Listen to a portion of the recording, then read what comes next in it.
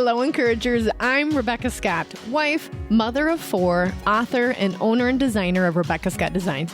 I'm here to encourage you, to make you feel the I can do this spirit each and every day of our awesome journeys to fulfill those many important roles. I believe we are fully equipped to execute, and I will provide you with as much knowledge and practices and systems as I can to help you understand just what I know you can do. Execute.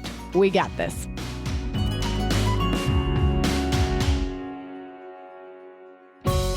Encouragers, today I have someone that you all know and that hopefully you have all tried and it's changed your lives, and she is going to update us on something else we need to change in our lives, and that is our inbox. So today we're going to talk with Tiffny Hagan about making friends with your inbox. Believe it or not, by the end of this, we'll sing Kumbaya and hold our inbox's hand, I promise. And we're all going to feel that much more organized in that department of our life, especially as we're hitting January and we're like, we feel fresh, we feel new, we feel goal-oriented. This is the perfect guest to have on to keep that momentum going throughout the year. Tiffny Hagan is the owner of Virtual Office Advantage. Her company provides small business owners with administrative services, including entity formation services, virtual assistance, and office organization. She founded Virtual Office Advantage in 2003 as a home-based business to also be home to raise her kids, just like we all want to do. Tiffny is blessed to have clients from around the world, and she offers creative services to small businesses, their needs, and it allows her to focus on her family. Thanks, Tiffny, for joining us again. Thank you. It's so good to be here with you, Becca. Oh my gosh. I love to hear Tiffny's voice because it's always so positive, and it's so fun, all the different organization things that she provides each year and how you're amping it up with courses and ebooks. So give us a little, what's going on for you right now? Yeah, so a lot of things. I'm pivoting the business just a little bit. So when I founded Virtual Office Advantage, I started as just doing virtual assistant work and really just doing one-on-one work with other small business owners, and now pivoting just a bit to take those admin skills that I've honed for way too long to mention, I've honed them. So now bringing them more in e-course and other options to help other small businesses kind of teach themselves, but with me right alongside of them in their own workspace. So pivoting just a bit, but it's a lot of fun. Yes, and I like that that's your attitude about it too, because, we could get into a rut where we grumble about how our model has to change, but what if it's a good thing? And That's exactly how you're saying it. Wait a minute, I can use all of these to my advantages and still meet and complete my why for what I'm doing. Absolutely. Yeah. Okay, let's get to our subject matter, because we're all dying to figure out how to make friends with our inbox. And I contacted Tiffny Encouragers because I know if it's anything organization-wise, she's my go-to. And I thought, man, what are you doing now that would encourage our encouragers? And she wrote back, so she already had this, I think, in the works, just as far as what she's doing for her business now. So I was excited about the subject matter, which Tiffny decided to bring to us, you guys. It is about 3 steps to help us make friends with our inbox. So take over, Tiffny, and tell us how to do this. Yeah. So I guess to start with, how I like to think about it is you have your digital world and you have your physical world. And so the physical stuff is like all of the papers and whatever that are on your desk.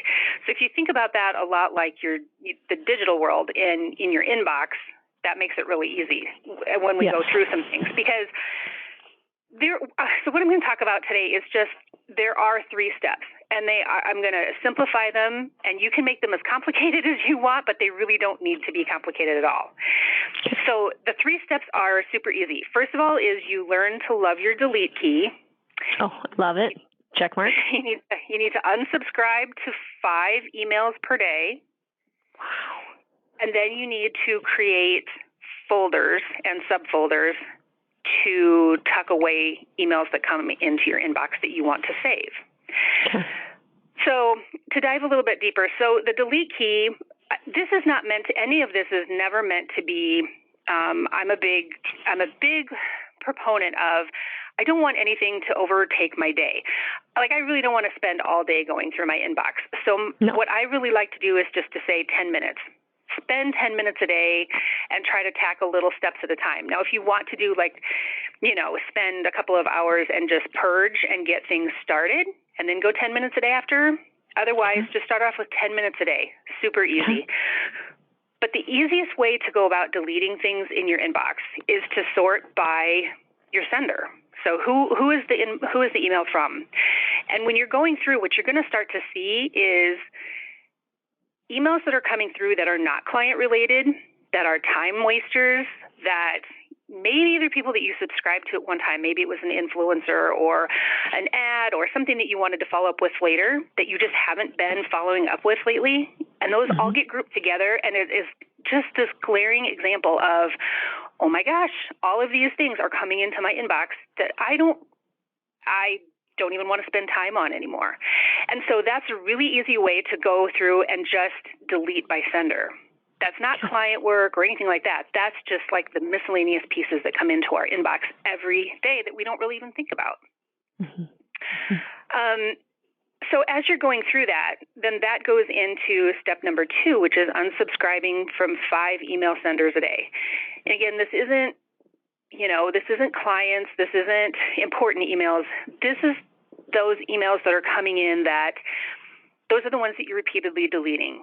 So let's say you have subscribed, through Facebook or whatever to various different, whether they're influencers or whether they're just, hey, that product looks really cool. I think I'll follow up on that later.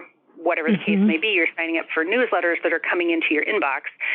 If you are not looking at them, they're not doing any good for you or for that person that you're following. Because if you're not taking action on them, they're just kind of sending their newsletter or their information out into the world with no action on them. So by unsubscribing from 5 of those senders per day, it's only going to take you a few days, and you're going to start to see significantly less emails coming into your inbox that you're not needing to take action on. That's a big one. Yes. And then the third one is actually really cool. It's super easy. It's just creating folders on the left-hand side of your inbox.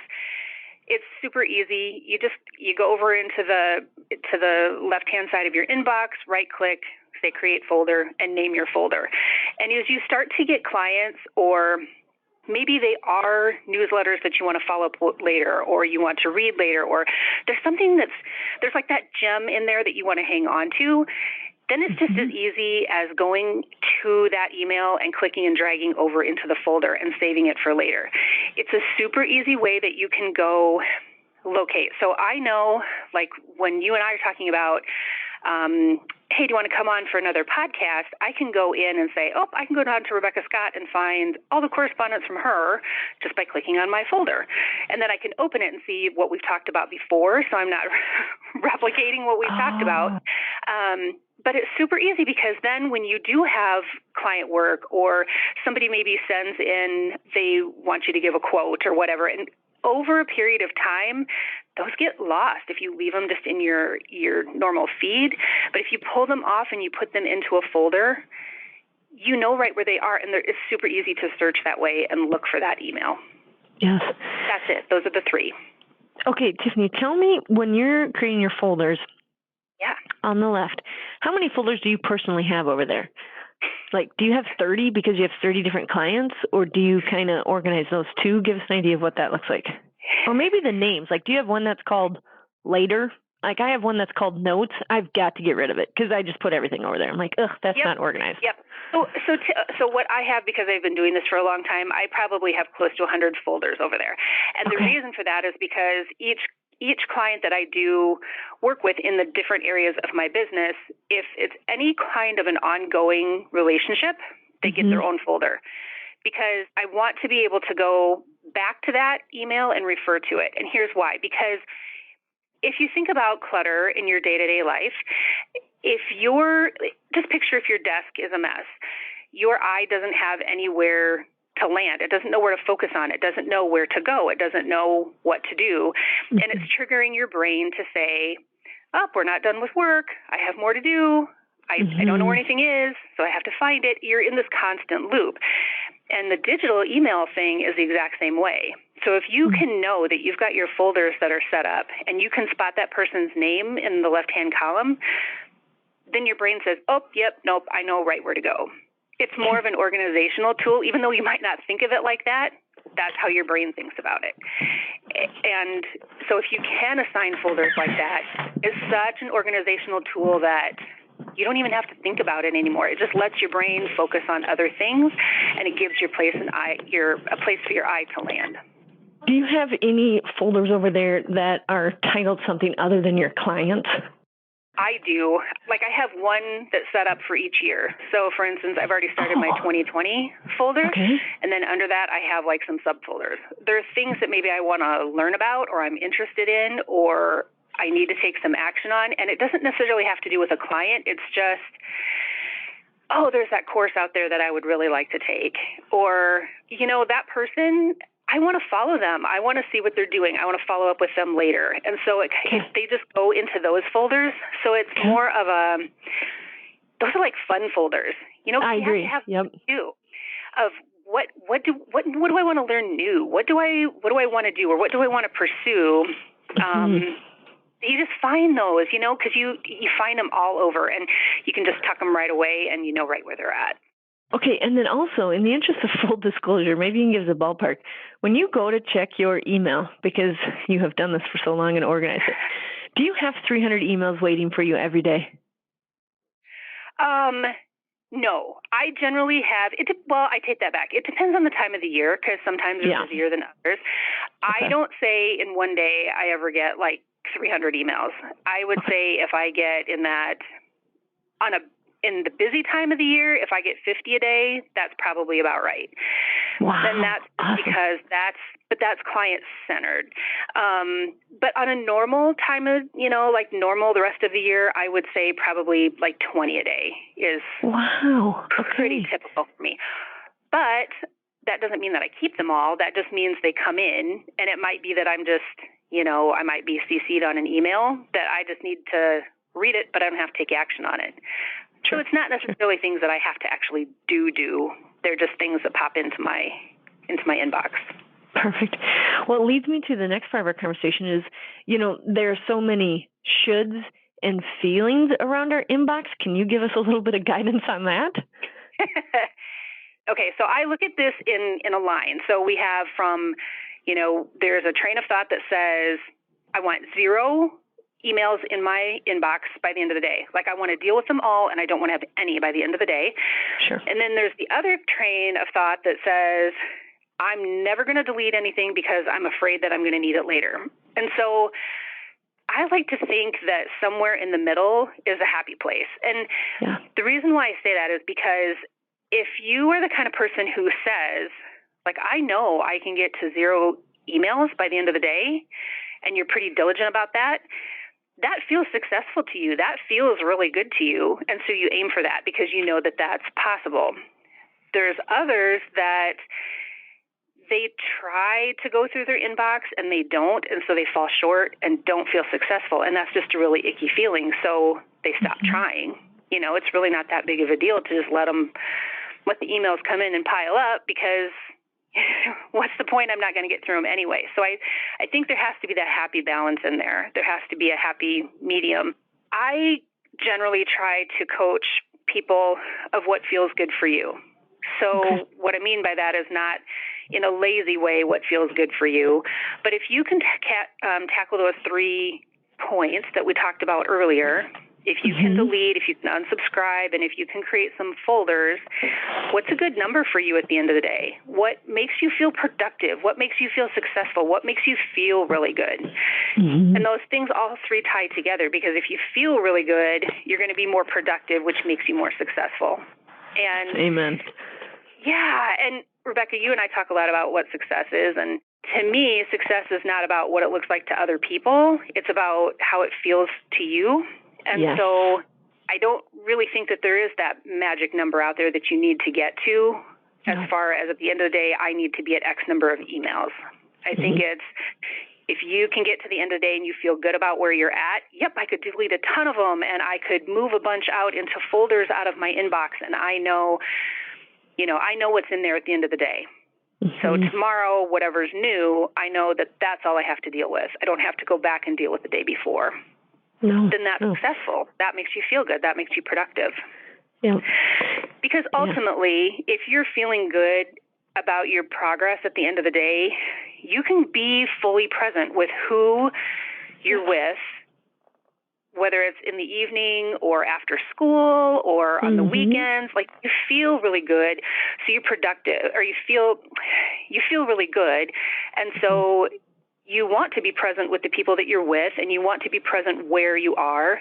It's just all good stuff. You're present with your kids, you're present with your spouse, you're present, at the band concert, wherever you are, you're present.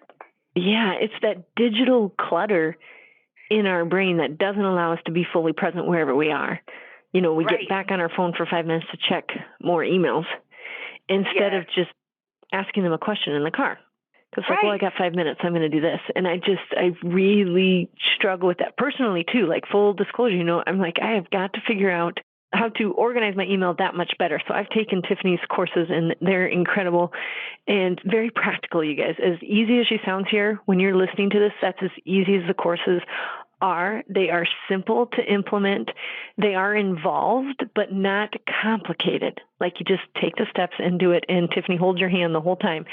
But the one thing that it will allow, your systems have done in my life in the last 10 years, is just really let me be where I am and giving myself grace to be there. Meaning, even if there is a bunch of emails in my inbox, I know, though, that if I be present in this moment, I will now have a system of where those can go, so I don't stress out about it. So I have checked my phone during a ball game, and it's like 50 emails, and I go, you know what?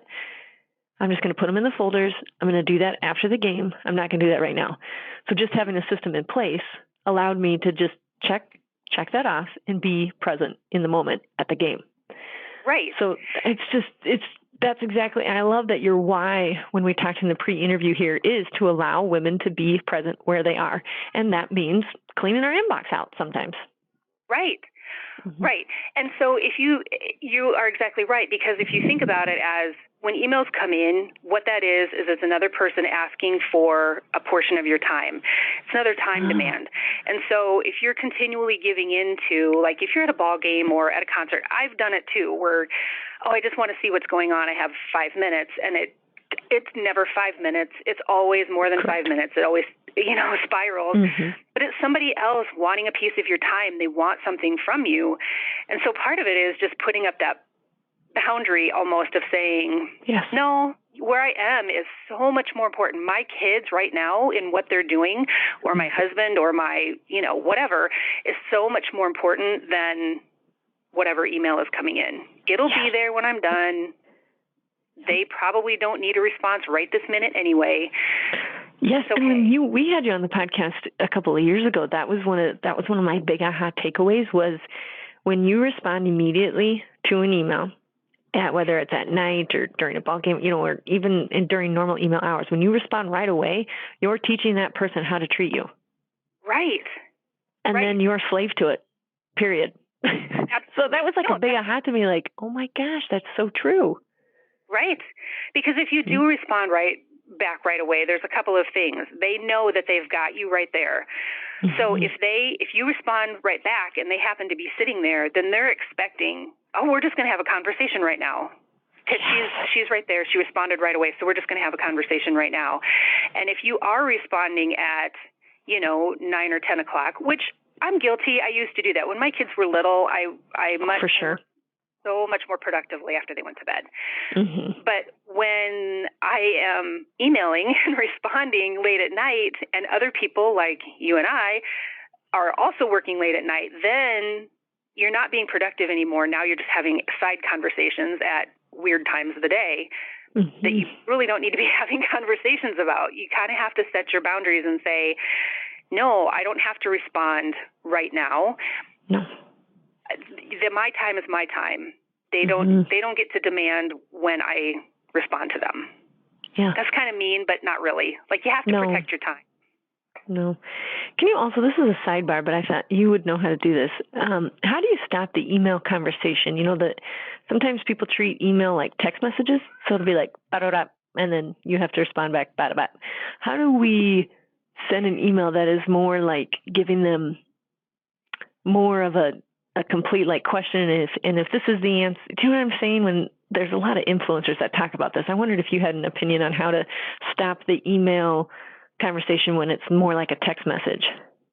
So for me in that instance, it's being mindful of what the end goal is. What do I really want to know? But that also doesn't give you license to just ramble in an email either. Like, put your points down of, this is what I'm looking for. Mm-hmm. Think of it like as, to be a math geek, think of it like as a if-then statement. So if you have, I want to know this. If you can do this, then what is the cost of this? I'm a big one for, unless you want me to just give you some, like a lot of information, what I will do is probably just do like very short, maybe 2 or 3 sentences per paragraph, no more than 3 paragraphs. Like, I want to know this. Do you offer this? How much does it cost? If you have this and it costs that much, is there a minimum quantity? If there is, how long does it take once I order it? How long does it take to arrive? And just put all of that information, because that is so appreciated on the other person's end, because each time that you email them, you're not the only one that's emailing that person. Mm-hmm. So they've got to go back and refresh the conversation that they've had previously with you to try to get you the information. Where if they can just answer all your questions in one email and be out the door, then by the time they hear from you the next time, they know that you're serious. It's not just a fact-finding mission. Yes. Oh, I like that. Okay, awesome. Thank you for sharing that, because I run into that sometimes, and it's my fault because I'm just being too short-minded about it, and I just need to put all the questions into one email so that it can be more thorough and not have to check 10 emails instead of just the one. Right. Because it takes time on their end, and it also takes time on your end. Yes, to going back and forth. And encouragers, I have something awesome for you too that Tiffany is offering that is it's not going away, and it's perfect. So if you guys are starting to get organized in your digital world, remember that Tiffany first started talking about the physical world when you have all these piles of paper.